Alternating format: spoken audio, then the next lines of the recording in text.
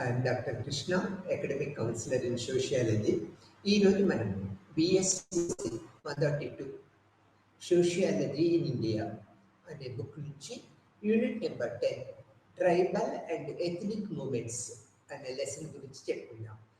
దీన్ని tribal and ethnic movements అనే లెసన్లో దీన్ని తెలుగులో మనం గిరిజన మరియు జాతి ఉద్యమాలు అనే విషయంగా చెప్పుకుంటూ ఉంటాం.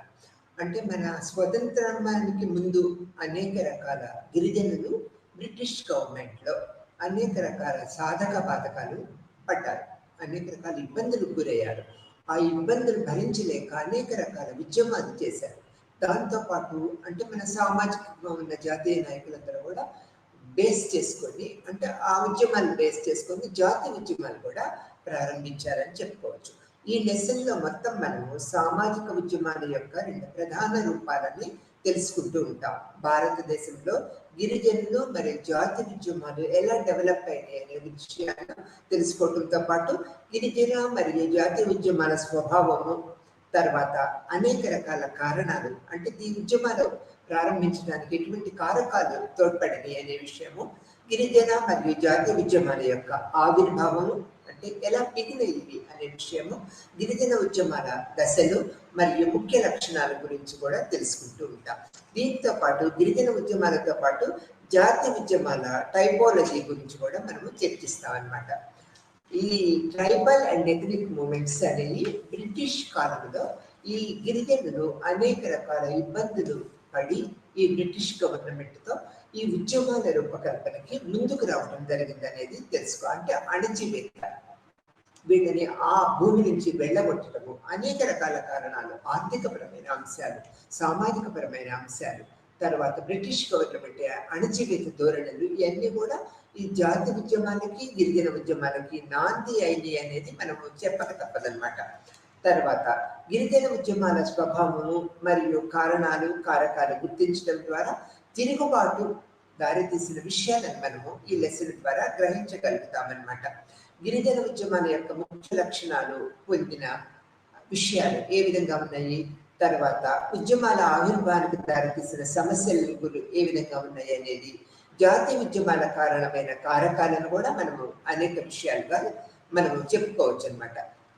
మొదట మనం గిరిజన ఉద్యమాలు ఎలా ఉద్భవించినవి, ఎలా ప్రారంభించి ఎలా ఉన్నతి అంటే ఉధృతికి ఎలా దోహదం చేసినాయి అనేది మనం చెప్తూ ఉంటాం. గిరిజన వర్గాల సాధారణంగా గిరిజన మనం ఏమంటూ ఉంటాము, ఆదివాసీలని పిలుస్తూ ఉంటాం. మానవ హక్కుల ఉల్లంఘన పెరుగుతూ ఉన్నప్పుడు తర్వాత భారత రాజ్యాంగంలోని ఆర్టికల్ 342 తెగలకు షెడ్యూల్ తెగలుగా పేర్కొనడం జరిగింది అనేది మనకు తెలిసిన విషయమే అన్నమాట. మరియు ఆర్టికల్ 366లో 25వ షెడ్యూల్ తెగలు ఇలా నిర్వహించారు. అంటే షెడ్యూల్ గిరిజనులని మనం ఎలా నిర్వచించాలి అనేది ఈ యొక్క 366, 25 షెడ్యూల్లో తెలియపరిచారు. ఈ తెగలు లేదా గిరిజన సంఘాలు లేదా అటువంటి తెగలు లేదా గిరిజన సంఘాలలోని భాగాలు లేదా సమూహాలు 342 ప్రకారము షెడ్యూల్గా పరిగణించబడ్డాయి అన్నమాట మన రాజ్యాంగం ప్రకారం. ఇవి సరిహద్దు తెగలు మరియు సరిహద్దు లేని తెగలుగా 2 డివైడ్ అయ్యాయి. ఎలా అంటే సరిహద్దు తెగలు, సరిహద్దు లేని తెగలు అంటే బౌండరీస్ లేని తెగలుగా డివైడ్ అయిపోయింది. సరిహద్దు తెగలు భారతదేశంలో ఈశాన్య సరిహద్దు రాష్ట్రాలైన అరుణాచల్ ప్రదేశ్, మణిపూర్, అస్సాం, మిజోరాం, మేఘాలయ, త్రిపుర మరియు నాగాలాండ్లో నివసిస్తూ ఉంటారు ఈ ప్రజలందరూ. ఈ రాష్ట్రంలో నివసించే తెగలు దేశంలోని మొత్తం గిరిజన జనాభాలో 11% ఉన్నారనేది మనము జనాభా లెక్కల ప్రకారం కనుక్కున్నాం అన్నమాట. ఈ రాష్ట్రాల్లో నివసించే తెగలు ఈ 11% ఉండటం వల్ల ఎక్కువగా ఉన్నారనేది మనం చెప్పుకోవచ్చు అనమాట. అదే సమయంలో భౌగోళికంగా దేశవ్యాప్తంగా విస్తరించి ఉన్న ఇక్కడ ప్లాటియర్ తెగలు ఉన్నాయి. అయితే వారి ఏకాగ్రత ఎక్కువగా మధ్యప్రదేశ్, రాజస్థాన్, గుజరాత్, ఒరిస్సా, బీహార్, లక్షద్వీప్, లిపులు, దాదా మరియు నగర్ హవేలీ వంటి రాష్ట్రాల్లో 81% మందిగా ఉన్నారనేది మనం గుర్తించాము. భారతదేశంలో మొత్తము అంటే టోటల్గా జనాభా తీసుకున్నట్లయితే 0.1%గా గిరిజన తెగలు ఉన్నారనేది మనము గ్రహించవలసిన విషయం. ఈ 2 వర్గాల తెగలు పర్యావరణ పరంగా ప్రధాన సమితిలో సమాజం నుంచి కొంతవరకు తెగిపోయాయని చెప్పుకోవచ్చు అన్నమాట. భూమి మరియు అటవిక వనరులపై ఎక్కువ ఆధారపడే సమీప పరిసరాల్లో జనాభా పరంగా నివసిస్తూ ఉంటారు ఈ గిరిజన తెగలందరూ. పెద్ద సమాజం యొక్క సరిహద్దుల్లో నివసించే గిరిజన సంఘాలు జనాభాలోని వారు మాండలికాలు, సాంస్కృతిక వారసత్వము, జీవన శైలి, మతము యొక్క రూపాలు, ఆచారాలు, స్వీయ గుర్తింపు, విలువలు మొదలైన విభిన్న జీవన విధానాల ద్వారా తమ స్వతంత్ర గుర్తింపుని నిలుపుకుంటూ ఉంటారనేది మనం గ్రహించవలసిన విషయంగా చెప్పుకోవచ్చు. బ్రిటిష్ వారు రాకముందు గిరిజనుల సంఘాలు అటవిక ఉత్పత్తులపై వారి సాంప్రదాయ హక్కుల కారణంగా ఆహారము, పశు పెంపకము మరియు మేత, కలపతో ఇళ్ల నిర్మాణము, సాగు మొదలైన రోజువారీ అవసరాలపై ఆధారపడి నిత్యావసర వస్తువులతో కూడిన సాంప్రదాయ హక్కుల కారణంగా అడవిలో మరియు చుట్టుపక్కల ఈ గిరిజనులందరూ నివసిస్తూ ఉంటారనేది మనం గ్రహించవలసిన విషయమే అన్నమాట. ఏది ఏమైనప్పటికీ బ్రిటిష్ వారి విధానాలు ఆదివాసీ భూ యాజమాన్య వ్యవస్థ యొక్క దీర్ఘకాల సాంప్రదాయ నమూనాలను జమీందారుల తరగతిని సృష్టించడం ద్వారా భంగపరిచాయనేది మనం చెప్పుకోవచ్చు. బ్రిటిష్ గవర్నమెంట్ వచ్చిన తర్వాత పన్నుల కోసము జమీందార వ్యవస్థను ఎప్పుడైతే ఏర్పాటు చేసిందో అప్పటి నుంచి ఈ గిరిజనులలో ఈ ఉద్యమ పరిమాణాలు మొదలైనవి అనేది మనం గ్రహించవలసిన విషయంగా చెప్పుకుంటూ ఉంటాం. భూస్వాములు అయినప్పటికీ గిరిజనులు బయట వ్యక్తులుగా పరిగణించబడుతూ ఉంటారు. ఎంతో భూమిని కలిగి ఉన్నా కూడా గిరిజనులు బయట వ్యక్తులుగా పరిగణించబడుతూ ఉంటారన్నమాట. ఇక్కడ సాంప్రదాయ భూ యాజమాన్య వ్యవస్థను కౌలుదారుగా మార్చి ఇది వ్యాపారుల తరగతిని మరింత సృష్టించిందనేది మనం చెప్పుకోవచ్చు. మార్కెట్ ఆర్థిక వ్యవస్థ యొక్క పరిణామాన్ని గుర్తించింది. గిరిజనుల నుంచి అధిక అద్దెలు సేకరించటము, వ్యాపారంలో ఏదైనా ధిక్కరించినందుకు వారిని శరీరకముగా కత్తిపోట్లకు గురవుతూ ఉన్నారు. అంటే హింస అనేది ఏర్పడింది వీళ్ళని ఎదిరించినప్పుడు. మరియు వారి ఆస్తిని మాత్రమే కాకుండా వారి జీవిత భాగస్వాములు మరియు పిల్లలు కూడా అప్పులకు విక్రయించేలాగా బలవంతం చేశారనేది మనం గుర్తించుకోవాల్సిన విషయం. అంటే ఈ యొక్క అటవిక భూమిని వీళ్ళు బ్రిటిష్ వాళ్ళు రాకముందు సొంత ఆస్తులుగా పరిగణించి అంటే సాంప్రదాయ పద్ధతుల్లో వ్యవసాయ పద్ధతుల్ని చేస్తూ ఉండేవారు. ఎప్పుడైతే బ్రిటిష్ గవర్నమెంట్ మన భారతదేశంలో అడుగుపెట్టిందో అప్పుడు అటవిక సంపదపై పరిపూర్ణమైన హక్కును కలిగి ఉండాలనే దృక్పథంతో జమీందారీ వ్యవస్థని ఏర్పరిచింది. ఈ జమీందారీ వ్యవస్థ ఏర్పరిచిన తర్వాత వీరు బ్రిటిష్ గవర్నమెంట్కి శిస్తు కట్టాలి కదా. అటువంటి అప్పుడు గిరిజనుల హక్కుల్ని భంగం కలిగిస్తూ వారి హక్కులని భంగం కలిగిస్తూ వారి భూముల్ని జమీందారులు స్వాధీనం చేసుకొని ఆ యొక్క పన్నులని వసూలు చేయటము, వారి జీవిత విధానాన్ని భంగం చేయటం వల్ల ఈ ఉద్యమాలు ప్రారంభించబడ్డాయనేది మనం గ్రహించవలసిన విషయం. గిరిజన ఉద్యమాల స్వభావం అంటే ఫ్రమ్ ది బిగినింగ్ లో ఎలా ఉన్నదనేది కూడా మనం తెలుసుకోవాల్సిన విషయం. ఆదివాసీ ఉద్యమాలు రైతాంగము, అటవీ మరియు భూమి గుర్తింపు లేదా ఇతర సామాజిక లేదా రాజకీయ ఆధారితమైన రెండు మార్గాల ద్వారా హింసాత్మక ఉద్యమం మరియు అహింసాత్మక ఉద్యమాలు. ఈ గిరిజనుల యొక్క ఉద్యమాలన్నీ కూడా హింసాత్మక ఉద్యమాలు, అహింసాత్మక ఉద్యమాలుగా మనం పేర్కొనవచ్చు. ఈ రెండు రకాల ఉద్యమాలని గిరిజన ఉద్యమాలలో ప్రముఖ పాత్ర వహించింది అనేది మనం తెలుసుకోవాలి.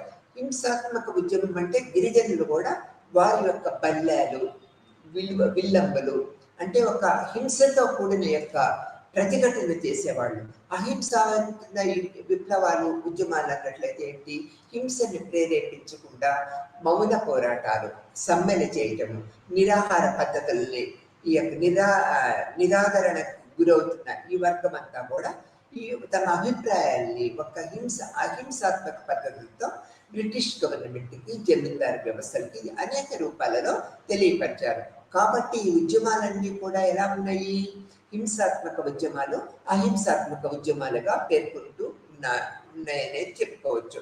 హింసను ఆశ్రయించకుండా అణచివేతదారులతో ఊహాత్మకమైన బేరము మరియు చర్యలతో కూడిన ఒక రకమైన ప్రతిఘటన ఉద్యమాలను మరోవైపు హింసాత్మక ఉద్యమం అనేది ప్రతిఘటన యొక్క ఒక రూపము. ఇందులో తిరుగుబాటు మరియు ఇతర రకాల హింసాత్మక ప్రతిఘటనలు పద్ధతుల ద్వారా అణచివేయబడిన విస్ఫోటము చెందుతూ ఉంటాయనేది మనం తెలుసుకోవాల్సిన విషయము. హింసాత్మక అహింసాత్మక ఉద్యమాల యొక్క ప్రభావము ఆ విధంగా ఉంటుంది అనేది మనం గ్రహించవలసిన విషయం.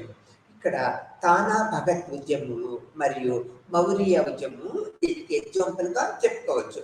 తానా భగత్ ఉద్యమము ఇది అహింసాత్మక ఉద్యమము, వర్గాల నిర్మాణాత్మక పరివర్తన కోసము పోరాటం వైపు ఇది తన దృష్టిని కేంద్రీకరించిందనమాట.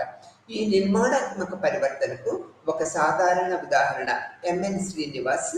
మరొక ఉద్యమము హింసాత్మక ప్రతిఘటన రూపము అటవీ మరియు భూమితో ముడిపడి ఉన్న గిరిజన జీవన విధానానికి పునర్నిర్మించటము మరియు సంస్కరించడం వైపు వారి దృక్కోణాలు అంటే వాళ్ళ అభిప్రాయాలను వ్యక్తపరుస్తూ ఉన్నారు. ఇక్కడ గిరిజన ఉద్యమాలకి కారకాలు ఏంటనేవి మనము గ్రహించవలసిన విషయము, తెలుసుకోవాల్సిన విషయం అనమాట. ఇక్కడ జీవనోపాధి మరియు నిర్మాణాత్మక ప్రభావితం చేసే విభిన్న సమస్యల్ని ఈ ఉద్యమాలు కలిగి ఉంటాయన్నమాట. బ్రిటిష్ వారి హక్కులు నిరాకరించడం వల్ల ఈ ఉద్యమాలు ఉవ్వెత్తున అంటే పెద్దగా ఈ ఉద్యమాలు సాధించారనేది మనం చెప్పుకోవచ్చు. గిరిజన హోదాను దెబ్బతీయటము, అద్దె పెంపుదల, గిరిజనులకు వారి స్వంత భూమి నుంచి తరిమి వేయటము, తర్వాత అడవులపై సాంప్రదాయ హక్కులను వేధింపుల వంటి వివిధ అంశాలతో గిరిజన హక్కులను నిరాకరించి వారి విధానాల ద్వారా బ్రిటిష్ వారి దౌర్జన్యాలకు వ్యతిరేకంగా గిరిజన ఉద్యమాలు ప్రారంభించాయి అనేది మనము ఇందులో గ్రహించవలసిన విషయంగా చెప్పుకుంటాం. ఇక్కడ బయట వ్యక్తులు గిరిజన ప్రాంతంలోకి ప్రవేశించడానికి అవకాశం కల్పించారు. ఎప్పుడు ఈ ఉద్యమాలు ఏర్పడుతున్నప్పుడు దానివల్ల ఈ ఉద్యమాలను అణచివేయచ్చు అనే దృక్పథము వారికి ఏర్పడిందనే చెప్పుకోవచ్చు. వివిధ గిరిజన ఉద్యమాల విస్ఫోటనంలో ఆర్థిక వ్యవస్థ ప్రాముఖ్యత కలిగి ఉన్నాయి అనేది మనము తెలుసుకున్న విషయమే అనమాట. ఈ కారణాలన్నింటిలో చాలా కొన్ని ముఖ్యమైన ఉదాహరణలు గిరిజన జీవనోపాధి ప్రధాన వనరులుగా ఉన్న అడవులు, కలప వ్యాపారము మరియు కాంట్రాక్టర్లచే అటవిక కలపను నరికివేయడాన్ని చట్టబద్ధము చేసే కొన్ని చట్టాలు అమలులోకి వచ్చిన తర్వాత నరికివేయబడుతూ ఉంటాయి. అడవులు నరికివేసి దాన్ని మనం ఎలా యూజ్ చేస్తూ ఉంటాము, కలప ద్వారా కలపని అది అడవులను నరికి కలపని తీసుకొని అనేక రకాలుగా మనం దాన్ని ఉపయోగించుకుంటూ ఉంటాం అన్నమాట. ఈ ఉద్యమాలకు కారణాలను మనం తెలుసుకున్నట్లయితే అనేక రకాల కారణాలు మనం ఇందులో చెప్పుకోవచ్చు. మొదటి కారణాలను తీసుకున్నట్లయితే గిరిజనేతరుల ద్వారా వ్యవసాయ ఉత్పత్తులు పెంచే ప్రయత్నంలో వారు గిరిజనుల మధ్య సాంప్రదాయ బహుళపక్ష భూ యజమాన్య విస్మరించారు. ఫలితముగా ఈ ఆర్థిక భేదము ఏర్పడింది, సామాజిక మరియు ఆర్థిక భేదం ఏర్పడింది అనేది మనం తెలుసుకోవాల్సిన విషయం. రెండో పాయింట్కి వచ్చినట్లయితే ప్రభుత్వానికి వ్యతిరేకంగా తిరుగుబాటు చేయడాన్ని నిరాకరించే మిషనరీ ధోరణి వలసవాదం యొక్క పొడిగింపు అనే అభిప్రాయము కలిగి ఉన్నదన్నమాట. ప్రభుత్వానికి వ్యతిరేకంగా తిరుగుబాటు చేయటానికి నిరాకరించే మిషనరీ ధోరణి అని వలసవాదం యొక్క పొడిగింపు అనే అభిప్రాయాన్ని రెండో పాయింట్లో మనం ఇక్కడ చెప్పుకుంటూ ఉన్నాము. ఈ విధమైన అనేక రకాల కారణాలలో ఇప్పుడు మనం మూడో కారణాన్ని గురించి కూడా తెలియపరచుకుంటూ ఉంటాము. ఇక్కడ ట్రైబల్స్ అటవిక భూమి నియంత్రణ ప్రభుత్వానికి బదలాయించిన కొత్త అటవిక నిబంధనలు అమలు చేయటము ఇది మూడో కారణంగా చెప్పుకోవచ్చు. ఈ యొక్క అటవిక భూములన్నీ ప్రభుత్వానికి బదలాయించడం అనేది ఒక ఉద్యమానికి మూడో కారణంగా వచ్చింది. ఇట్లా బదలాయించడం వల్ల ఏంటి, వారి భూమిని కోల్పోయారు, హక్కులను కూడా కోల్పోయారు. కాబట్టి ఈ యొక్క ప్రభుత్వ అంటే అటవిక భూములన్నీ కూడా ట్రైబల్స్ దగ్గర నుంచి తీసుకొని మనము ప్రభుత్వానికి బదలాయించడం జరుగుతున్నది. ఈ యొక్క మేత ప్రయోజనాలు కోసం అడవిని ఉపయోగించే వారి పాత్ర హక్కులను కూడా తొలగించింది. ఇప్పుడు మనకి వీళ్ళు ఏంటి, పశు సంపద అని చెప్పుకుంటూ ఉంటాం. గిరిజనులు ఎక్కువ పశు సంపద మీద ఆధారపడుతూ ఉంటారు. అంటే మేత అంటే ఈ పశువులకు కావాల్సిన మేతని అటవిక ప్రాంతం నుంచి వీళ్ళు సేకరిస్తూ ఉంటారు. ఈ యొక్క మేత ప్రయోజనము కోసము అడవిని ఉపయోగించుకునే వారి హక్కుని వీళ్ళు బ్రిటిష్ గవర్నమెంట్ మరి ఏర్పరిచారనమాట. అడవిలో పోవటానికి వీలు లేదు, మేతను తీసుకురావడానికి వీలు లేదు అనే దృక్పథాన్ని ఏర్పరచడం వల్ల వీళ్ళల్లో అంటే పశువులకి మేత ఎక్కడి నుంచి వస్తుంది, ఈ అటవిక ప్రాంతం నుంచి వస్తుంది. కాబట్టి ఈ దృక్పథం వల్ల ఉద్యమాలు ఈ మూడో పాయింట్ వల్ల ఎక్కువ ప్రబలని చెప్పుకుంటూ ఉంటాం. ఈ 4వ పాయింట్‌లో జమీందారీ వ్యవస్థ యొక్క ఆవిర్భావము, గిరిజనులు గిరిజనులు టెమోటాలుగా తగ్గించి మరియు ఈ చర్యతో స్థిరపడిన వ్యవసాయాన్ని కోల్పోయిన వారి వ్యవసాయ భూమిని గిరిజనేతరుల స్వాధీనం చేసుకోవటానికి అనుమతించారు బ్రిటిష్ గవర్నమెంట్ వారు. అంటే గిరిజనులు అప్పటి వరకు చేసుకున్న సాగు భూమిని మళ్ళీ అడవిలోకి పోయి నేతలు తీసుకురావటాన్ని నిరోధించటము, ఇవి ఈ భూములన్నింటిని కూడా ప్రభుత్వము బ్రిటిష్ గవర్నమెంట్ టేకప్ తీసుకొని జమీందారీ వ్యవస్థకి ఇది ఇచ్చిందనమాట. అంటే ఆ విధంగా భూమి రక్షణ ఏర్పడుతుంది మరియు పన్నుల రూపంలో మనకి వస్తుంది అనే దృక్పథము బ్రిటిష్ గవర్నమెంట్ ఏర్పరచుకున్నది. కాబట్టి ఈ 5వ పాయింట్లో కలప వినియోగంపై విధించిన పన్నులు ప్రభుత్వ భూ ఆక్రమణ విధానం కారణంగా సాగును మార్చుకోవటంపై ఆంక్షలు, వడ్డీ వ్యాపారుల ద్వారా గిరిజనుల దోపిడీ, ఈ విధంగా మనం ఎక్కి ఉంటాం. ఇప్పుడు ఈ గిరిజనులు ఈ ప్రభుత్వ భూమిని సాగు చేసుకోవడానికి వీలు లేకుండా ఉండటానికి ఆక్రమణ విధానాలు ఏర్పరచడము, తర్వాత సాగు చేసుకోవాలి, జీవన విధానం కొనసాగించాలంటే వడ్డీ వ్యాపారుల దగ్గర అధిక వడ్డీకి డబ్బులు తీసుకోవటం కూడా గిరిజనుల ఉద్యమానికి దోహదం చేసిందని చెప్పుకోవచ్చు. ఈ యొక్క ఆఖరి పాయింట్లో 6వ పాయింట్లో గిరిజనులు తమ భూమిని కోల్పోయి గిరిజన భూమిని ప్రైవేట్ ఎస్టేట్గా పరిగణించడం వల్ల ఈ ఉద్యమాలకి ఈ కారణాలన్నీ కూడా దోహదం చేసినాయి. ఈ విధమైన ఉద్యమాలకి ఈ కారణాల వల్ల గిరిజన ఉద్యమాలు ఉధృతంగా ఏర్పడ్డాయి. అంటే అహింస పద్ధతులతో ఎక్కువ ప్రబలని అనేది మనం చెప్పుకోవచ్చు. ఇక్కడ గిరిజన ఉద్యమాలలో వివిధ దశల గురించి మనం ఇప్పుడు చెప్పుకుంటూ ఉంటాం. అనేక రకాల దశలలో ఒక్కొక్కరు ఉద్యమ నాయకులు ముందుకు వచ్చి వారి పందాలలో అనేక రకాల ఉద్యమాలు చేశారనేది మనం ఇక్కడ చెప్పుకోవచ్చు. మొదటగా మనము తమర్ తిరుగుబాట్లు, ఈ గిరిజనుల్లో ఈ తమర్ అనేది ఒక వర్గము. వీళ్ళు తిరుగుబాట్లు ఏ విధంగా చేశారనేది 1789 నుంచి 1832 వరకు, అంటే ఒక 50 సంవత్సరాల వరకు వీళ్ళు ఈ తమర్ తిరుగుబాట్లు ఒక ఉద్యమాన్ని చేశారు. భోలానాథ్ సహాయ్ అనే ఒక నాయకుని యొక్క ఆధ్వర్యంలో బ్రిటిష్ అణచివేతకు వ్యతిరేకంగా 1789 నుంచి 1832 వరకు ఈ భోలానాథ్ సహాయ్ నేతృత్వంలో ఈ తమర్ తిరుగుబాట్లు ఏర్పడ్డాయి అనేది మనం చెప్పుకోవచ్చు. తమర్ గిరిజనులు మాత్రమే తమర్ అనేది ఒక గిరిజన తెగ అనమాట. వీళ్ళు గిరిజనులు మాత్రమే కాకుండా మిడ్నాపూర్, కోయపూర్, రాధ, చత్శీల, జల్దా మరియు సిల్లీకి చెందిన ఇతర తెగల వారితో కలిసి బ్రిటిష్ ప్రభుత్వ కళంకిత ఆన్లైన్ సిస్టమ్కు వ్యతిరేకంగా సంయుక్తంగా తిరుగుబాటు చేశారు. ఈ తమర్ తిరుగుబాట్లే కాకుండా వీరితో పాటు అనేక గిరిజన ఇతర తెగలు కూడా వీళ్ళకి కలిసికట్టుగా ఈ యొక్క తమర్ తిరుగుబాట్లు భోలానాథ్ సహాయ్ యొక్క నేతృత్వంలో చేశారు. ఈ యొక్క తిరుగుబాటుదారుల వలన కౌలుదారుల యొక్క భూమిని హక్కులు కల్పించటము, ఫలితంగా వారు తమ భూమి నుంచి తొలగించబడ్డారు. కౌలుదారుల హక్కులు కల్పించడం వల్ల వాళ్ళ యొక్క భూమి నుంచి వాళ్ళు అక్కడి నుంచి వెళ్ళేట్లుగా చేశారు. ఇది అశాంతికి కారణమైంది. అంటే ఎన్ని సంవత్సరాల నుంచో ఈ గిరిజనులు ఆ భూమిని సాగు చేసుకుంటూ ఉన్నారు.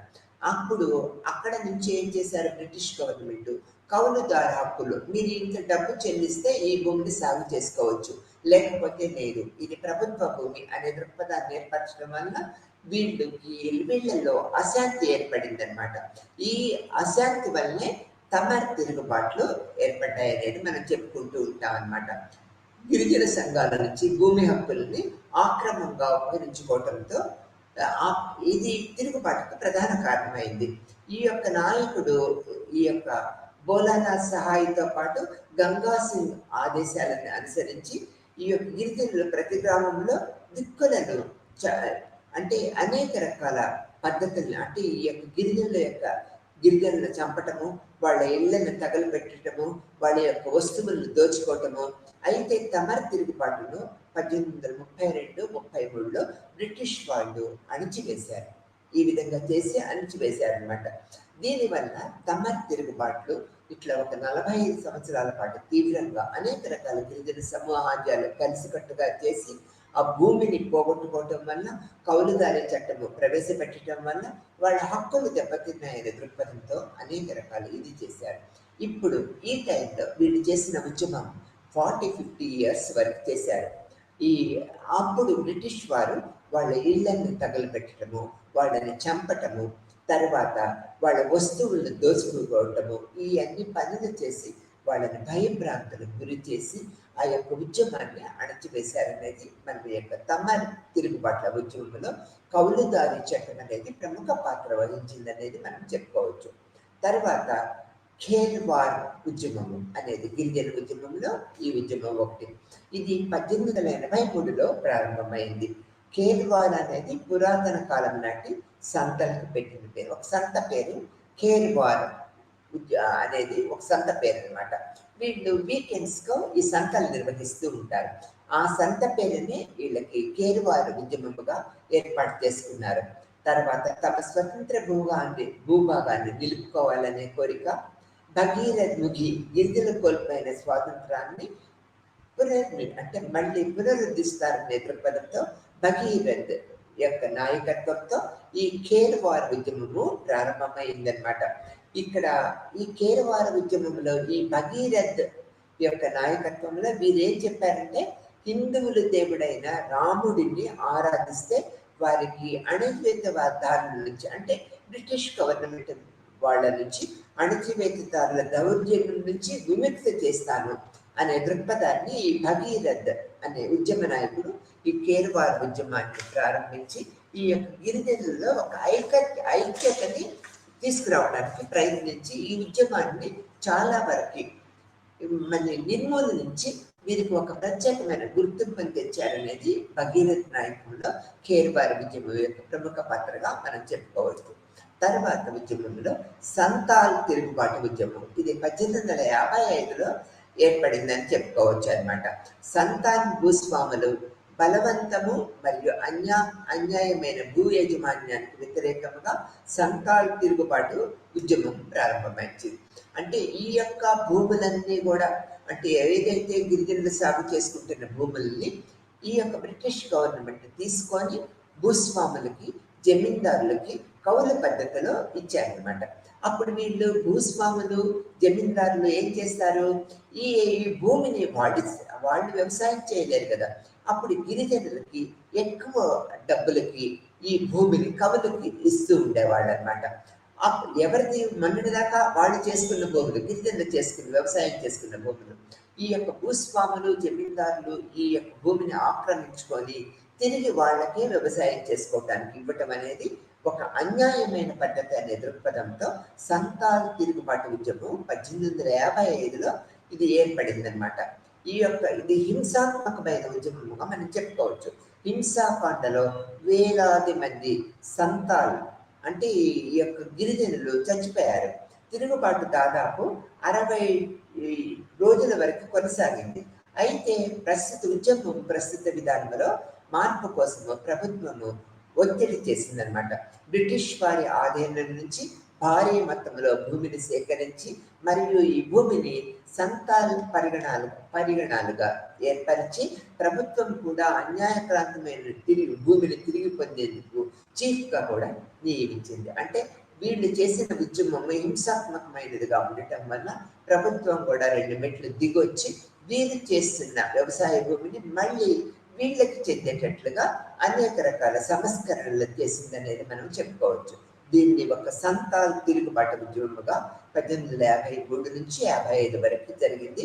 ఈ యొక్క ఉధృతం అంటే జమీందారులు నుంచి భూమిని తిరిగి పొంది ఈ యొక్క సంతాలకి మళ్ళీ భూమిని అంటే హక్కుదారులుగా నియమించారనేది మనం చెప్పుకోవచ్చు. తర్వాత ఉద్యమంలో భోక్తా ఉద్యమము. ఈ భోక్తా ఉద్యమము దాని 3 దశలుగా మనము అర్థం చేసుకోవచ్చు. చోటా నాగపూర్లోని వివిధ ప్రాంతాలలో ఈ యొక్క భోక్తా ఉద్యమము ఏర్పడింది. ఈ యొక్క సింగ్ 1983లో దాన్ని 3 దశలుగా వ్యవసాయము, పునరుద్ధరణ మరియు రాజకీయ దశలుగా ఏర్పరిచారనమాట. దీనికి నాయకుడు ఎవరు? సింగ్ అనమాట. ఈ యొక్క వ్యవసాయము, పునరుద్ధరణ, రాజకీయ దశలుగా ఈ ఉద్యమాన్ని ఏర్పరిచారనమాట. అద్దె పెంపుతో పాటు భూస్వాముల వారి వేధింపులకు వ్యతిరేకంగా తిరుగుబాటు చేశారు.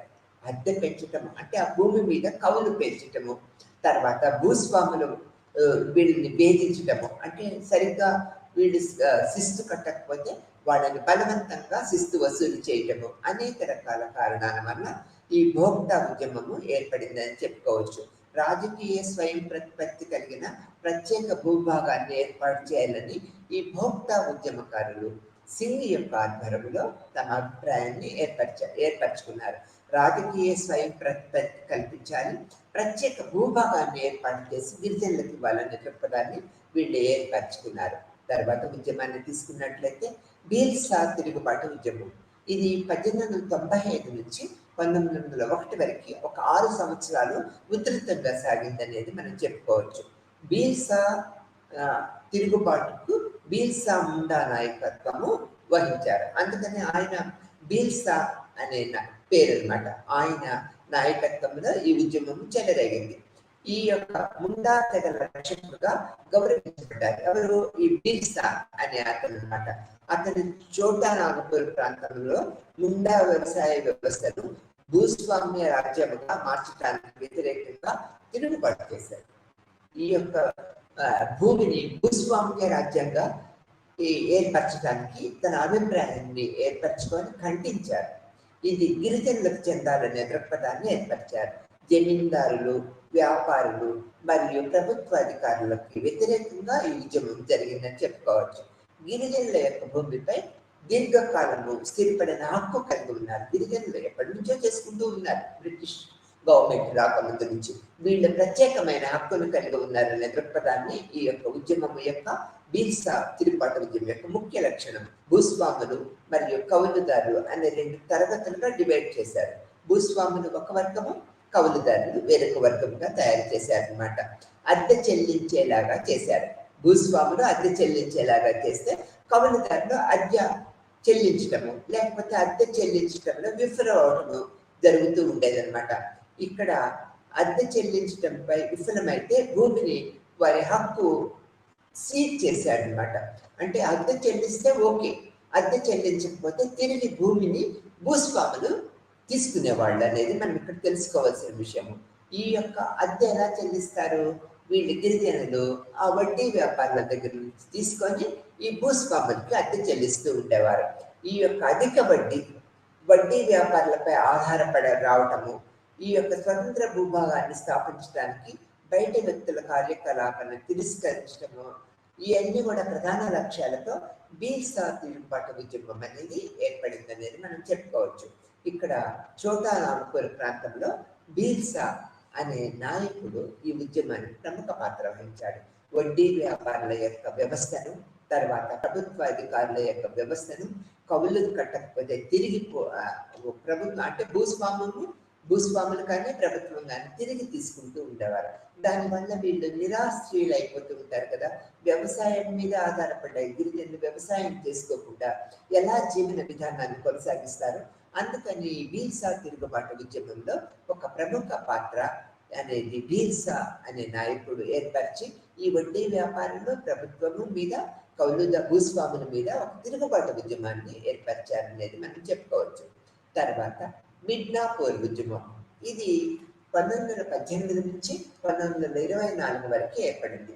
బ్రిటిష్ వారికి వ్యతిరేకంగా 1760లో తిరిగి ప్రారంభమైనప్పటికీ మిడ్నాపూర్ రైతాంగ ఉద్యమము 19వ శతాబ్దం చివరిలో గిరిజనుల భూమిని ఆక్రమించడంలో ఊపందుకున్నదన్నమాట. వీళ్ళు ఎంత కాలం నుంచి 1760 నుంచి 1924 వరకు ఈ ఉద్యమాన్ని ఎక్కువ ఉధృతంగా చేసుకుంటూ ఈ యొక్క 19వ శతాబ్దంలో గిరిజన భూమిని ఆక్రమించడంలో ఒక పట్టుదల ఏర్పరచుకొని గిరిజనుల యొక్క ఎవరైతే అమ్మమ్మల్ని ఆక్రమించారో వారి నుంచి తిరిగి బలవంతంగా హింసాత్మక మార్గాలలో ఈ భూమిని స్వీకరించారు.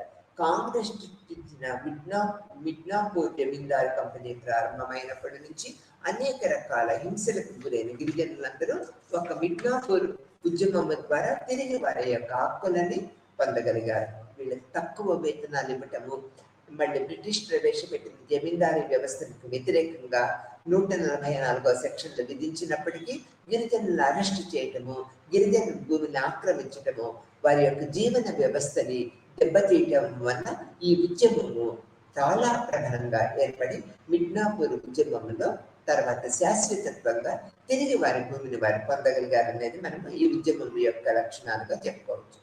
ఈ విధంగా అనేక రకాలుగా గిరిజన ఉద్యమాలు చేసి ఈ ఉద్యమాలు ఏది చేసినా కూడా ఇక్కడ మనం ప్రముఖంగా గుర్తుపెట్టుకోవాల్సిన విషయం ఏంటి, గిరిజనులు సాగు చేసుకుంటున్న భూమిని వారు బలవంతంగా తీసుకొని ప్రభుత్వ అధికారులు కవులు భూస్వాములకి జమీందారులకి కవులు విధానంలో అప్పచెప్పడం.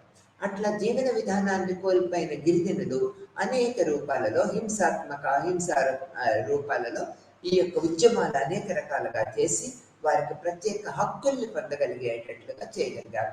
దీనికి వడ్డీ వ్యాపారులు, భూస్వాముల యొక్క రూపకల్పన, ప్రభుత్వ అధికారుల యొక్క ప్రవర్తన, జమీందారుల యొక్క ప్రవర్తన, బ్రిటిష్ యొక్క చట్టాలు ఇవన్నీ కూడా గిరిజన ఉద్యమాలను విస్తృతంగా చేయడానికి తోడ్పడ్డాయి అనేది మనం చెప్పుకోవచ్చు. తర్వాత గిరిజన ఉద్యమాల యొక్క ముఖ్యమైన లక్షణాలు ఏ విధంగా ఉన్నాయనేది మనం తెలుసుకుందాం. ఆదివాసీలపై జరుగుతున్న దోపిడీ, అణిచివేత, తిరుగుబాట్లు ఉద్యమాలకు దారితీస్తూ ఉన్నాయనేది మనం చెప్పుకున్నాం. ఈ యొక్క ఉద్యమాలకు ప్రబల కారణం ఏంటి? దోపిడీ, అణిచివేత, తిరుగుబాట్లు, భూమిని తీసుకోవటము, ఆ యొక్క భూమి అంటే అటవిక ప్రదేశం నుంచి వీళ్ళని బలవంతంగా తరిమి వేయటం అనేది జరుగుతూ ఉంటుంది అన్నమాట.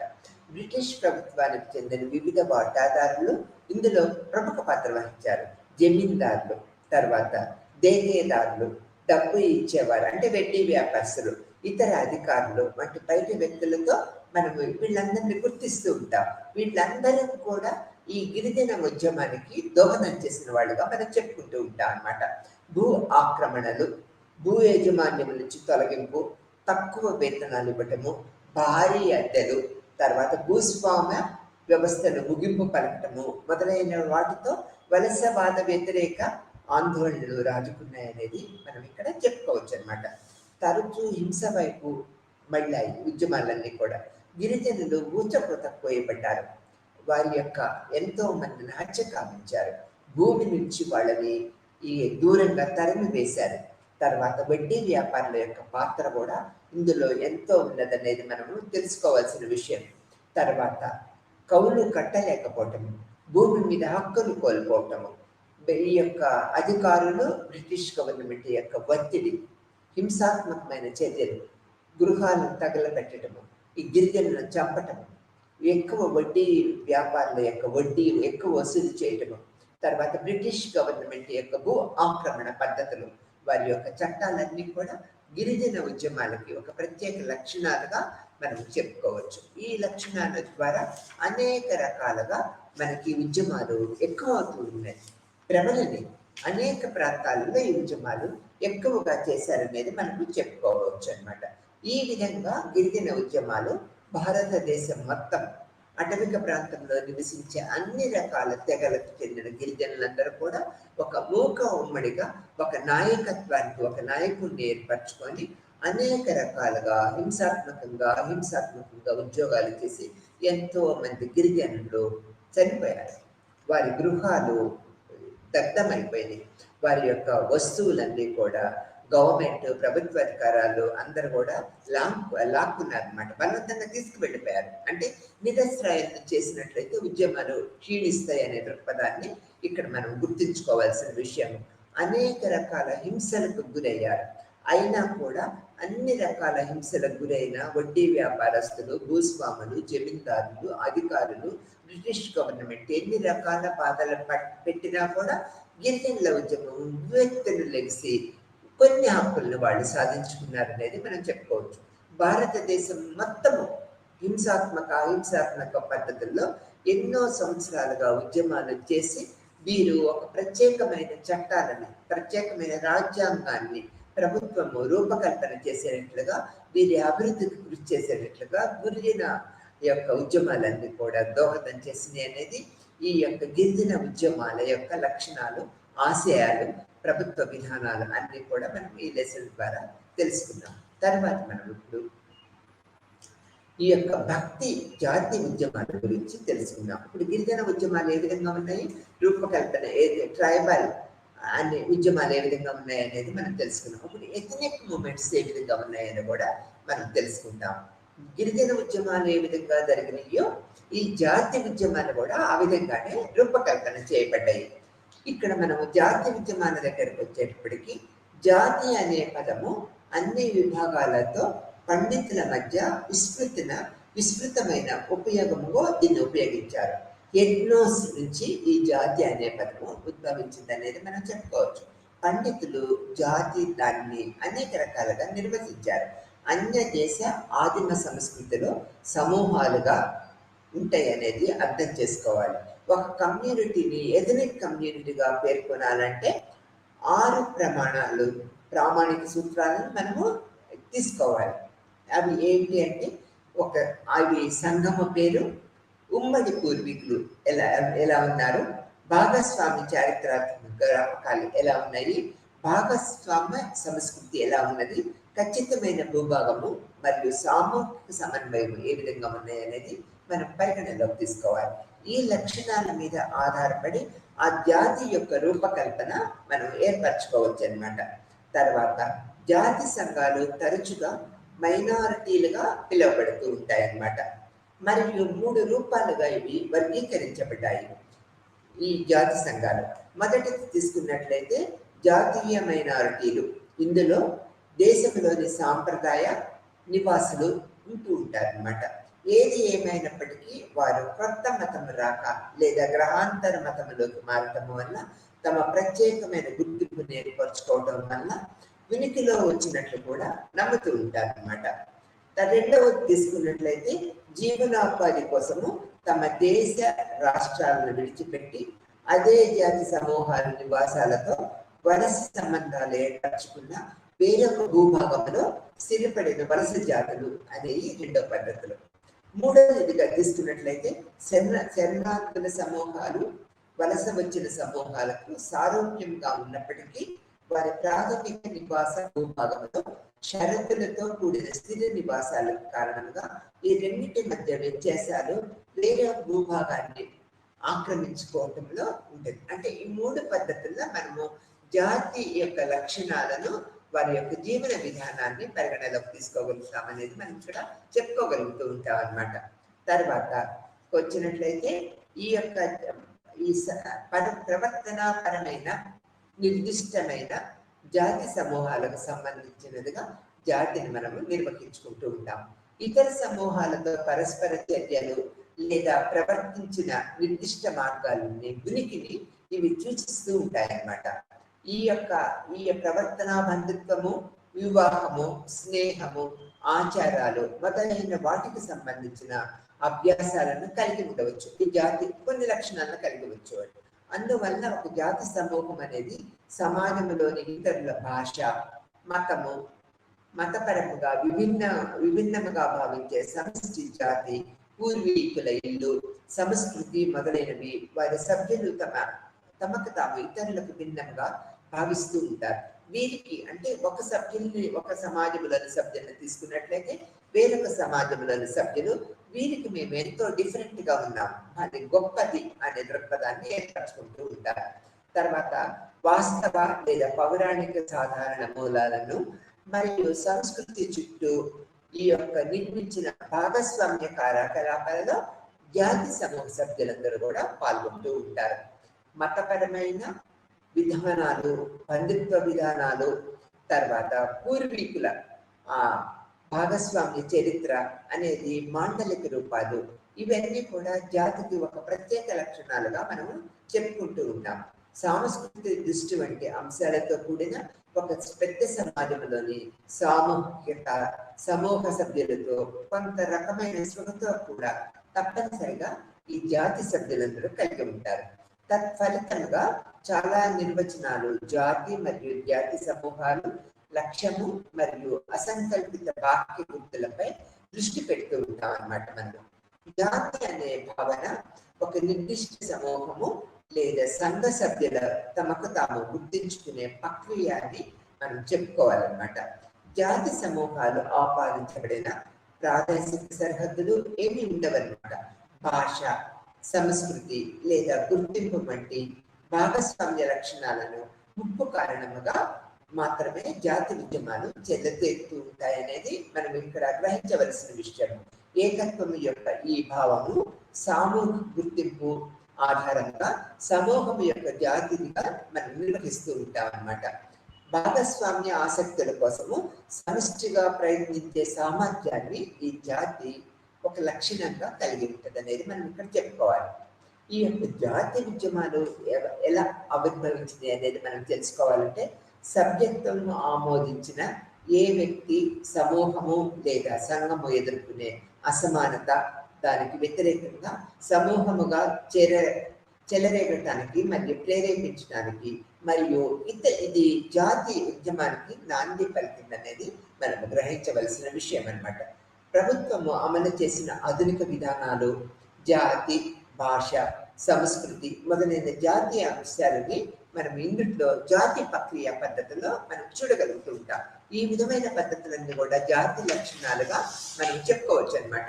తర్వాత విషయానికి వచ్చినట్లయితే, వివిధ జాతుల మధ్య అసమానతలు ఉమ్మడి చర్యల కోసము వారిని ప్రేరేపిస్తూ ఉంటాయి.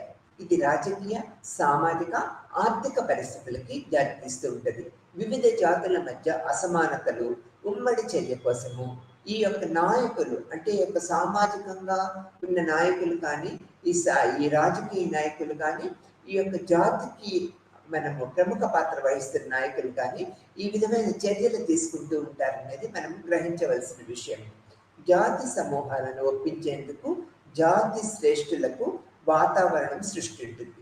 అంటే జాతి యొక్క సమూహాలను ఒప్పించాలంటే, అంటే ఆ పెద్దలు ఎవరైతే జాతి శ్రేష్ఠులు అంటున్నాం మనం ఇక్కడ, ఈ యొక్క పెద్దలు ఎవరైతే ఉంటారో వారు ద్వారా వీళ్ళని మనం కంట్రోల్ చేయగలుగుతాం. ఇప్పుడు చూడండి, మనకి వినాయకున నిమజ్జనం కానీ, వినాయకుల ప్రతిష్ఠత అంటే మనం వినాయకుడి చవితికి ఏర్పరిచినప్పుడు ఆ యొక్క విగ్రహాల ప్రతిష్ట కానీ, ఆ యొక్క పెద్దలు ఎవరైతే ఉన్నారో వినాయక కమిటీ ఏదైతే ఉన్నదో వారికి అనుగుణంగా ఈ యొక్క వినాయక సభను నిర్వహించే వాళ్ళందరూ కూడా ఆ కట్టుబాట్లకి, నియమాలకి కట్టుబడి ఉంటారనేది మనం ఇక్కడ చెప్పుకోవచ్చు. అందుకని మనం ఎగ్జాంపుల్గా ఇది చెప్పుకుంటున్నాం. జాతి సమూహాలను ఒప్పించేందుకు జాతి శ్రేష్ఠులను ప్రత్యేకమైన వాతావరణాన్ని సృష్టిస్తూ ఉంటారనేది మనం ఇప్పుడు చెప్పుకుంటూ ఉంటాం. ఈ రకమైన తిరుగుబాటుకు సమానంగా దోహదపడే ఇతర కారకాలు కూడా ఉంటూ ఉంటాయన్నమాట. ఉదాహరణకు తీసుకున్నట్లయితే, వివిధ జాతి వర్గాల మధ్య ఒక సోపాన క్రమాన్ని నిర్మించటము, ఇది ఒక సామాజిక నిర్మాణం.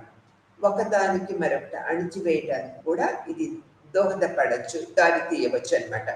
ఆర్థిక మార్కెట్లు మరియు ఇతర సంస్థలలో వివిధ జాతుల మధ్య పోటీ కూడా ఉంటూ ఉంటుంది. ఇది జాతి సరిహద్దులను విస్తరిస్తుంది మరియు తత్ఫలితంగా ఒక ఉద్యమానికి దారితీస్తుంది అనేది మనం ఇక్కడ గ్రహించవలసిన విషయం. తర్వాత భారతదేశంలో ఆధునీకరణ, రాజకీయ, ఆర్థిక వ్యవస్థ, సమాజాల మధ్య సంఘర్షణ, వనరుల కోసం పోటీ, సాపేక్ష యొక్క లేమి, సామాజిక సోపాన క్రమము, సాంస్కృతిక అంతరము మొదలైన అనేక జాతుల ఉద్యమాల ఆవిర్భావానికి దారితీసిన అనేక కారణాలుగా మనం చెప్పుకోవచ్చు. ఈ కారణాలన్నీ కూడా జాతీయ ఉద్యమాలకి దారితీస్తూ ఉంటాయి. అవి ఏంటి? భారతదేశంలో ఆధునీకరణ, రాజకీయ ఆర్థిక వ్యవస్థ, సమాజాల మధ్య ఘర్షణ, వనరుల కోసము పోటీ, సాపేక్షిక లేమి, సామాజిక సోపాన క్రమము, సాంస్కృతిక అంతరాలు, ఇవన్నీ కూడా ఈ యొక్క జాతి ఉద్యమాన్ని ప్రేరేపించడానికి, ఉద్యమాన్ని ముందుకు తీసుకువెళ్ళడానికి ఒక ప్రముఖ కారణాలుగా మనం చెప్పుకుంటూ ఉంటాం. ఆ తర్వాత వచ్చినట్లయితే, జాతీయ ఉద్యమానికి బాధ్యత వహించే ప్రధాన అంశాలు ఏంటో కూడా మనం తప్పనిసరిగా తెలుసుకోవాలన్నమాట. రజనీ కొఠారి, తర్వాత ఇక్కడ ఒబెరాయ్, జ్ఞానేంద్ర పాండే, అనేక రకాల ఈ యొక్క సామాజిక ప్రముఖులు ఈ జాతీయ ఉద్యమానికి ఎందుకు ఈ జాతీయ ఉద్యమాలు డెవలప్ అవుతున్నాయి అనేది ఒక ప్రధాన అంశాలని వీళ్ళు వర్గీకరించి మనకు చెప్పారు. జాతీయ ఉద్యమానికి బాధ్యత వహించి ఈ ప్రధాన అంశాలన్నీ కూడా కొఠారి, రజనీ కొఠారి, జ్ఞానేంద్ర పాండే, ఈ యొక్క ఒబెరాయ్ అనే మహాశయులు ఇలా చెప్పారనమాట. ఆర్థిక వ్యవస్థ కోసము విపరీతమైన పోటీ. మొదటిది, పురాతన సంస్కృతిని మరియు విభిన్న సాంస్కృతిక మరియు భాషా సమూహాలను రక్షించాలని అభిరుచి. మొదటి కారణం ఏంటి? ఆర్థిక వ్యవస్థ కోసము విపరీతమైన పోటీ. తర్వాత పురాతన సంస్కృతిని మరియు విభిన్న సాంస్కృతిక మరియు భాషా సమూహాలను రక్షించాలని అభిలాష అనమాట, అభిలాషగా మనం చెప్పుకోవచ్చు. రెండో పాయింట్కి వచ్చేటప్పటికి అసమాన ఆర్థిక అభివృద్ధి. ఇది అభివృద్ధి చెందకపోవడానికి దారితీస్తున్న సమూహాలు మరియు వారి రూపాంతరీకరణాలు. అసమాన ఆర్థిక అభివృద్ధి అంటే ఒక్కొక్క జాతిలో ఒక్కొక్క రకమైన ఆర్థిక అభివృద్ధి మనం చూస్తూ ఉంటాము. ఈ యొక్క అసమానతలే ఈ యొక్క అసమానమైన ఆర్థిక అభివృద్ధిని ఈ జాతి ఉద్యమానికి ప్రధాన కారణంగా పేర్కొన్నారు. తర్వాత మూడో పాయింట్కి వచ్చేటప్పటికీ రాజకీయ నాయకులు తమ రాజకీయ ప్రయోజనాల కోసము గుర్తింపు నిర్మాణంలో ప్రధాన భాగాలైన కులాన్ని, మతాన్ని రాజకీయం చేయడం. ఈ రాజకీయ నాయకులు తమ యొక్క ప్రాబల్యాన్ని పెంపొందించుకోవడానికి కులాన్ని మరియు రాజకీయం చేసి జాతి ఉద్యమాన్ని ఎగదోస్తూ ఉంటారు, అంటే పెంపొందిస్తూ ఉంటారు. నాలుగో పాయింట్కి వచ్చేటప్పటికి భాష మరియు మతపరమైన రెండు జాతుల మధ్య పెరుగుతున్న ఆందోళన. భాష మరియు మతపరమైన రెండు జాతుల మధ్య పెరుగుతున్న ఆందోళన.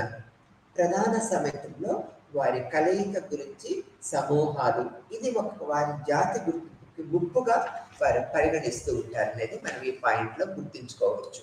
ఆందోళన అనమాట. మన జాతిలో ఈ మార్పు అనేది ఒక ఆందోళన పద్ధతికి దారితీస్తుందనే దృక్పథాన్ని వీళ్ళు ఏర్పరచుకుంటూ ఉంటారు.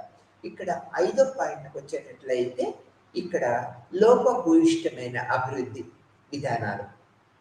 లోపభూయిష్టంగా ఉంటాయి ప్రభుత్వ విధానాలన్నీ కూడా. ఈ యొక్క పరాయీకరణ భావన, లోపభూయిష్టమైన అభివృద్ధి విధానాల వల్ల ఈ జాతి ఉద్యమాలు డెవలప్ అవుతున్నాయనే దృక్పథాన్ని మనం ఇక్కడ గ్రహించాలన్నమాట. తర్వాత జాతి ఉద్యమాల ట్రైపాలజీ ఏ విధంగా ఉన్నదనేది కూడా మనం తెలుసుకోవాలి. గతంలో చెప్పినట్లుగా జాతి అనేది కొనసాగుతున్న సామాజిక నిర్మాణ ప్రక్రియగా మనం చెప్పుకున్నాం.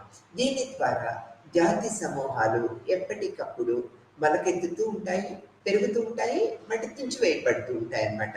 ఇది జాతి సమూహాల నిర్మాణాన్ని బట్టి ఒక రకమైన మెజారిటీ మైనారిటీ ద్వంద్వత్వాన్ని సృష్టిస్తూ ఉంటుంది అన్నమాట. జాతి సమూహాల యొక్క ఇటువంటి టైపాలజీ అనేది 2 డైమెన్షన్ ప్రక్రియలుగా మనం తెలుసుకోవచ్చు. మెజారిటీ మరియు మైనారిటీ ఉద్యమాల మధ్య వ్యత్యాసము లేదా ఆధారిత తరగతి ఆధారంగా వివిధ సమూహాల మధ్య వ్యత్యాసంగా మనం చెప్పుకోవచ్చు. రెండో కోణంలో ఎగ్నోసెంట్రిక్ ఉద్యమాలకు సంబంధించింది. ఇందులో ఉమ్మడి గుర్తింపు ఉన్న జాతి మైనారిటీలు సరిహద్దులను అధిగమించటం ద్వారా తమ స్థానాన్ని పెంచుకోవడానికి ప్రయత్నిస్తూ ఉంటారనేది మనం ఇక్కడ జాతి ఉద్యమాల ట్రైపాలజీ పద్ధతిలో మనం తెలుసుకుంటూ ఉంటాం. ఇక్కడ జాతి మైనారిటీ ఉద్యమాలు ఏ విధంగా ఉన్నాయనేది మనం ఇప్పుడు తెలుసుకుంటూ ఉంటాం అన్నమాట. మొదటిది సమూహ కేంద్రీకృత ఉద్యమం. ఇది ఎగ్నోసెంట్రిక్ గ్రూపు ఉద్యమము. దాని సమూహము యొక్క ప్రయోజనాలను ప్రోత్సహించడానికి ఉద్దేశించబడిందిగా మనం చెప్పుకుంటూ ఉంటాం అన్నమాట. ఇది రెండవ రకాన్ని మనం తీసుకున్నట్లయితే సమూహాల యొక్క క్షమానుగ్రత క్రమంలో తక్కువ స్థానాన్ని ఆక్రమించే మెజారిటీ సమూహాన్ని కలిగి ఉండటం. మూడో రకాన్ని మనం తీసుకున్నట్లయితే ఉద్యమము సమస్య కేంద్రీకృత ఉద్యమము. శాంతి, సామాజిక ఐక్యత మొదలైన కొన్ని సమస్యలను ప్రోత్సహించడం ద్వారా సమాజంలోని మార్పులను తీసుకువచ్చే అంశాలను పరిగణలోకి తీసుకుంటూ ఉంటుంది ఈ ఉద్యమం.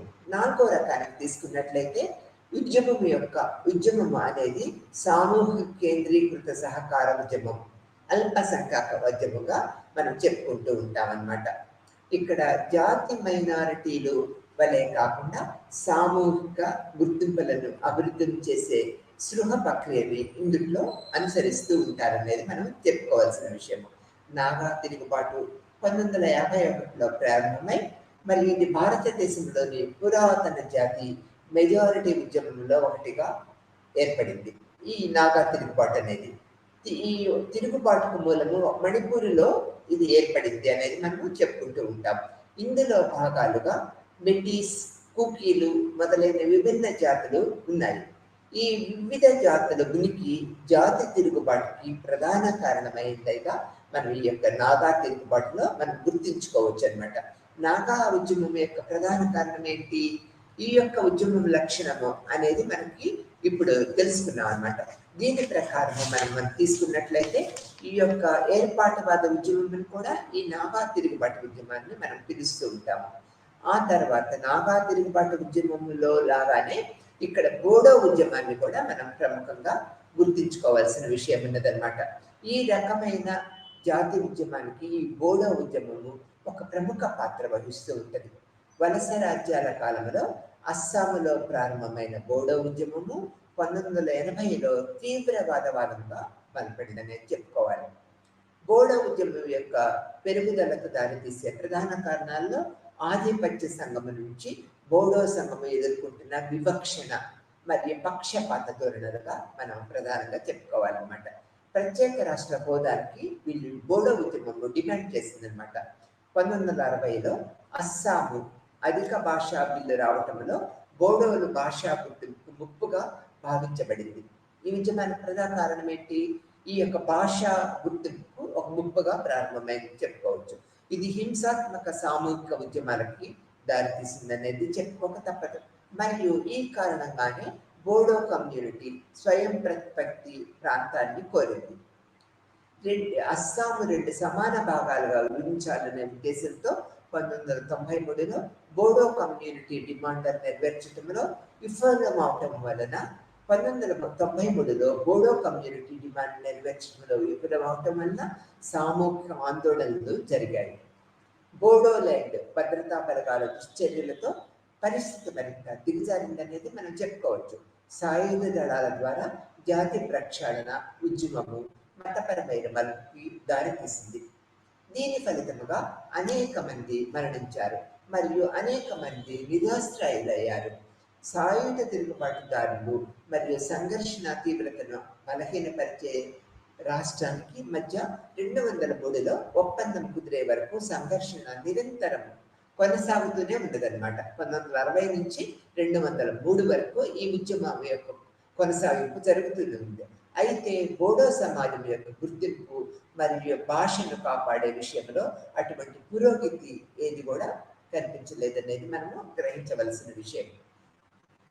జాతి మైనారిటీ ఉద్యమాలు ఏ విధంగా ఉన్నాయన్నట్లయితే, జాతి మైనారిటీ ఆధిపత్యము ఈ రకమైన ఉద్యమము సమస్య మరియు సమూహము ఆధారిత ఉద్యమాలని కలిగి ఉంటుందనేది మనం ఇక్కడ గ్రహించవలసిన విషయము. ఉదాహరణ తీసుకున్నట్లయితే పౌర హక్కుల ఉద్యమము, ఏర్పాటువాద ఉద్యమము, అంతర్ విభాగాల ఉద్యమం, ఇవన్నీ కూడా ఈ యొక్క జాతి మైనారిటీ ఉద్యమానికి ప్రముఖ పాత్ర వహిస్తూ ఉంటాయి. జాతి మైనారిటీలు ఆర్థిక ప్రయోగాల పరంగా ఏకాంత సమూహం అయినప్పటికీ దీనికి మినహాయింపులు ఉన్నాయి. కొందరు ఆర్థికంగా బాగా ఉన్నప్పటికీ వారి హోదా కారణంగా వివక్షకు గురవుతూ ఉన్నారనేది మనం ఇక్కడ చెప్పుకోవచ్చు. భారతదేశంలో ఉన్నప్పటికీ స్వయం ప్రతిపత్తి మరియు ఉదారవాద రాష్ట్రం కోసము డిమాండ్ చేసే జమ్మూ మరియు కాశ్మీర్ రాష్ట్రంలోని ముస్లింలు తప్ప ముస్లింల వంటి జాతి మైనారిటీల నుంచి అటువంటి ఉద్యమాలు ఏమి లేవనేది మనం ఇక్కడ గ్రహించవలసిన విషయంగా ఈ జాతి ఉద్యమాలలో మనం చెప్పుకుంటూ ఉంటాం. తర్వాత మిశ్రమ మైనారిటీ ఉద్యమాల గురించి కూడా మనం తెలుసుకోవాల్సిన విషయము ఇప్పుడు ఏర్పడిందనమాట. మిశ్రమ మైనారిటీ ఉద్యమాలు ఎలా ఉన్నాయంటే, ఈ ఉద్యమాలలో మైనారిటీ మెజారిటీలు ఉద్యమాలలో పెద్ద సంఖ్యలో పాల్గొంటూ ఉంటారు. జాతి మైనారిటీలకు మద్దతుగా ఉద్యమాన్ని నిర్వహిస్తూ ఉంటారు. ఉద్యమానికి మద్దతు ఇవ్వడానికి 2 గ్రూపులు విలీనమైనప్పటికీ మెజారిటీ మైనారిటీ విభజన పరంగా ఎల్లప్పుడూ ఇక్కడ ఉద్రిక్తత ఏర్పడుతూనే ఉంటుంది. ఈ యొక్క సోపానుక్రమము సంస్కృతి శక్తి ఉద్యమాలకు నిర్వహించటము వెనుక ఉద్దేశాలు మరియు మొదలైనవి అనేది ప్రముఖ పాత్ర వహిస్తూ ఉంటాయి. ఇక్కడ సారూప్యత లేని వారు మరియు జాతి మైనారిటీల్లో విస్మరించబడ్డారన్నమాట. మరొక వైపు మిశ్రమ మైనారిటీ ఉద్యమాలు మెజారిటీ సమూహంలోని క్రమానుగత నిర్మాణాలలో వివిధ జాతి మైనారిటీ సమూహాల నుంచి పాల్గొనే వారిని కలిగి ఉంటూ ఉంటారు అనేది ఈ యొక్క మిశ్రమ మైనారిటీ వర్గముల యొక్క పద్ధతుల్లో మనము గ్రహించవలసిన విషయం. అందుకని ఈ యొక్క మిశ్రమ మైనారిటీ వర్గాలలో మైనారిటీలు మెజారిటీ వర్గాలు కూడా సమానమైన ఆర్థిక హోదా, సామాజిక గుర్తింపు అంటే పొందగలగాలి అనే దృక్పథాన్ని ఏర్పరచుకుంటూ ఉంటారు అనేది ఈ యొక్క మిశ్రమ మైనారిటీ వర్గం యొక్క లక్ష్యంగా మనం చెప్పుకోవచ్చు. అందువల్ల ఇప్పుడు ఈ లెసన్ మొత్తం కూడా ట్రైబల్ అండ్ ఎథనిక్ మూమెంట్స్ గురించి మనం చెప్పుకున్నాము. గిరిజనులయ్యు మరియు జాతి యొక్క ఉద్యమాలు ఏ విధంగా ఉన్నాయనేది మనం విపులీకరించుకుంటూ ఉన్నాము. ఏది ఏమైనప్పటికీ మనము ఈ యొక్క లెసన్ యొక్క సారాంశాన్ని మనం తీసుకున్నట్లయితే ఇప్పుడు గిరిజనుల ఉద్యమాలన్నీ కూడా ఈ యొక్క భూస్వాములు, జమీందారులు, ప్రభుత్వాధికారులు మరియు బ్రిటిష్ పాలకుల యొక్క విధానాల మీద ఆధారపడి ఈ యొక్క గిరిజన ఉద్యమాలు డెవలప్ అయినాయి అనేది మనం తెలుసుకున్నాము. ఈ యొక్క ప్రధాన కారణాలు ఏంటి? గిరిజన ఉద్యమాలకు ప్రధాన కారణాలు భూమిని కోల్పోవటము, నిరస్త్రాయులు అవటము, ఆ యొక్క ప్రదేశం నుంచి వారిని తమిరి వేయటము, వాళ్ళ జీవన ప్రక్రియా పద్ధతుల్ని మనం తగ్గించటము, తర్వాత ఎక్కువ మంది గిరిజనులను హత్య చేయటము, వారి వస్తువులను దోపిడీ చేసుకోవటము, వారి ప్రాంతం నుంచి వారికి హక్కు లేకుండా చేయటము, లేకపోతే వడ్డీ వ్యాపారాల యొక్క ఈ యొక్క వ్యవహార పద్ధతుల వల్ల గిరిజన ఉద్యమాలు ఉవ్వెత్తున లెగిసి ఒక ప్రత్యేకమైన పద్ధతిని ఏర్పరచుకొని వారి హక్కులని కొంతవరకు పొందగలిగారు అనేది మనము చెప్పుకోవచ్చు. ఈ యొక్క లక్షణాల వల్ల గిరిజన ఉద్యమాలు ప్రబలని తర్వాత రాజ్యాంగ ప్రకారము అనేక గిరిజనులకు హక్కులు కల్పించి వారి యొక్క హక్కులని కొంతవరకు మనము పరిరక్షించగలిగామనేది చెప్పుకుంటూ ఉంటాం. అది గిరిజన ఉద్యమాల యొక్క రూపకల్పన. ఆ తర్వాత జాతి ఉద్యమాలు మనం తీసుకున్నట్లయితే ఈ యొక్క మైనారిటీలు, మెజారిటీ వర్గాన్ని మనం తీసుకున్నట్లయితే ఈ యొక్క జాతి ప్రకంపనలను అంటే ఒక జాతీయ నాయకులు అంటే సామాజిక నాయకులందరూ కూడా జాతి ఉద్యమాలని ప్రోత్సహించారు. ఎలా? సాంస్కృతిక లక్షణాలను పరిరక్షించుకోవటము, సాంస్కృతిక పద్ధతుల్ని పరిరక్షించుకోవటము, గౌరవాన్ని పెంపొందించుకొని జాతి పరంగా నాయకులు అంటే కొంతమంది నాయకులు జాతి పరంగా, సాంస్కృతిక పరంగా ఒక నాయకత్వం వహించి సాంస్కృతిక భాషాపరమైన పద్ధతులను పరిరక్షించుకుంటూ జాతి ఉద్యమాన్ని కొనసాగించారు. ఈ జాతి ఉద్యమాలలో ఏంటి? రాజకీయ అంశాలు, ఈ యొక్క మత పెద్దల యొక్క ప్రాముఖ్యత, తర్వాత రాజకీయ స్వప్రయోజనాలు, తర్వాత ఈ యొక్క మతపరమైన, సాంస్కృతిక పరమైన, జాతిపరమైన లక్షణాలు మేము గొప్ప అనే దృక్పథాన్ని ఏర్పరచుకొని ఈ యొక్క ఉద్యమ నాయకులు, ఉద్యమకారులు, రాజకీయ నాయకులు, ఈ యొక్క జాతి పరిరక్షణ ఉద్యమకారులు ఎవరైతే వారు ముందుకు వచ్చి జాతి సాంస్కృతిక పద్ధతుల్ని, భాషా సంరక్షణ పద్ధతుల్ని, ఆచార వ్యవహారాలని రక్షించుకోవాలనే దృక్పథంతో ఈ జాతి ఉద్యమాలన్నీ కూడా ప్రబలని. ఈ జాతి ఉద్యమాల ప్రబలని కానీ ఈ యొక్క సాంస్కృతిక లక్షణాలను కానీ, భాషాపరమైన లక్షణాలను కానీ, మైనారిటీ మెజారిటీ వర్గాల యొక్క పరిరక్షణ కానీ, మిశ్రమ మైనారిటీ యొక్క లక్షణాలను కానీ వీళ్ళు పరిపూర్ణంగా గౌరవించలేదు. ఎందుకంటే ఈ జాతి లక్షణ ఉద్యమ నాయకుల యొక్క స్వప్రయోజనాలు, వారి యొక్క పెద్ద పీట వేసుకోవాలనే దృక్పథాన్ని అంటే సామాజిక పరంగా మేము గొప్ప అనే దృక్పథాన్ని వాళ్ళు ప్రవహించుకోవటం వల్ల వాళ్ళ మనస్తత్వం వల్ల జాతి ఉద్యమాలు అనుకున్నంత సక్సెస్ కాలేదు అనేది మనం కూడా చెప్పుకోవచ్చు. ఈ లెసన్లో ఈ విధంగా మనము గిరిజన మరియు జాతి ఉద్యమాల యొక్క లక్షణాలతో గిరిజనుల యొక్క పరిరక్షణ ఏ విధంగా జరిగింది, ఈ మెజారిటీ మైనారిటీ యొక్క పరిరక్షణ ఏ విధంగా జరిగింది అనేది అనేక రకాల విషయాలు, ఉద్యమ నాయకుల పాత్ర, వీళ్ళ యొక్క పరిరక్షణ పద్ధతులన్నీ కూడా ఈ లెసన్ ద్వారా మనం తెలుసుకోగలిగాం అనేది మనం చెప్పుకున్నాం. ఈ యొక్క ట్రైబల్ అండ్ ఎథనిక్ మూమెంట్ వల్ల ఈ ట్రైబల్స్ యొక్క లక్షణాలు, ఈ యొక్క జాతీయ ఉద్యమకారుల యొక్క లక్షణాలు, వాళ్ళ యొక్క మానసిక వ్యవస్థ, సామాజిక రాజకీయ పరిస్థితులు అన్ని కూడా మనం విపులంగా తెలుసుకున్నాం అనేది చెప్పుకోవచ్చు అన్నమాట. నమస్తే.